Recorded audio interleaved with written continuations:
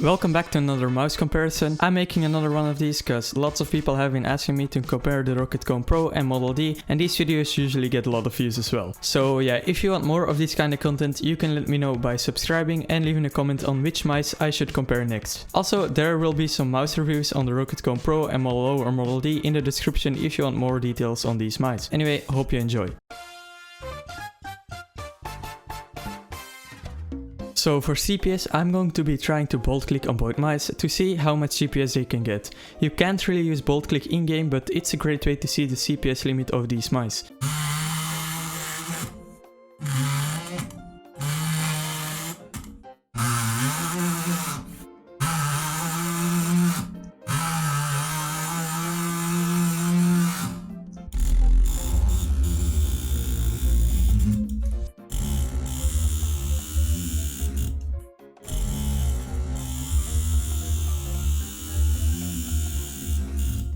As you can see, the Kone Pro can get way more CPS than the Model D. I got around 160 CPS in these clips, but my best is 189 CPS, and I'm sure 200 CPS is possible. Both the Kone Pro and the Kone Pro Air should be able to get this CPS if you're good enough at bolt clicking. The Model D got a lot less CPS. The best I got was around 70. You can definitely hear that I'm bolt clicking slower, cause when I bolt click the same speed as on my Kone Pro, it registers no CPS, so I think the max of the Model O and the Model D wired is around 70 CPS, but the Model O and the Model D wireless should be able to get over 100 CPS and maybe even more. Bedlessnoob got 100 CPS on his wireless Model O, but you can probably get even higher. Sadly, I don't have the wireless glorious mice.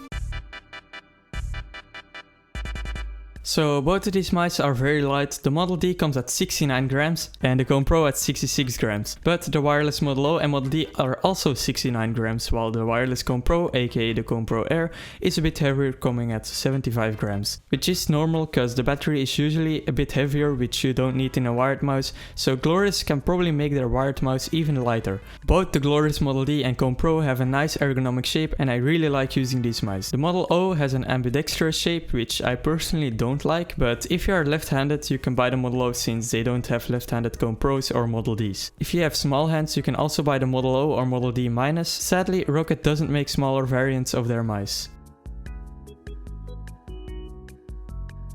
You can godbridge, moonwalk, telly and even speed telly bridge on both mice. But for bridging, I feel like the Kone Pro is better than the Model D. Just because you can get longer, more consistent drags on it, but that doesn't mean it's not possible on the Model D. And there's people who can actually speed telly with it. The drag clicking texture on the Kone Pro is actually really good. If you don't want to use tape, I'd say go for the Kone Pro. The Model D has an okay texture, but it wears off quickly and using tape will be a lot better. I personally use tape on both mice because I'm used to the texture of my electrical tape, but you really don't have to. Okay, so now I'm going to show a godbridging and a telly bridging clip with each mouse.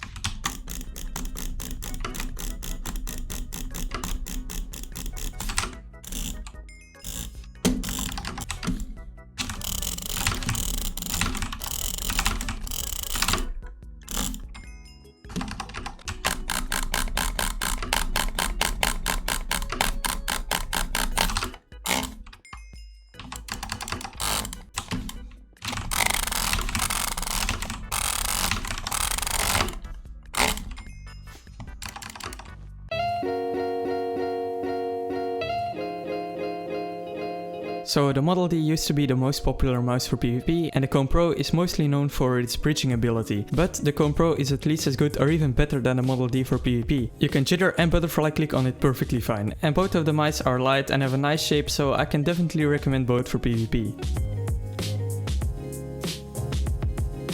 So the Model O and Model D go for around $50 to $60 on Amazon, and the wireless ones go for around $100. These mice are easy to find in a lot of other places where you might find them for a lot cheaper, so I recommend looking on different stores yourself. The Roccat Kone Pro is $45 right now on sale, which is kinda insane, but the Kone Pro Air is $130, which is a lot. And there's definitely better options if you really want a wireless mouse. On Rockat's website they go for the same price, but like Glorious mice, I recommend looking for places to buy it yourself. Although $45 for the Kone Pro is probably the best you can find.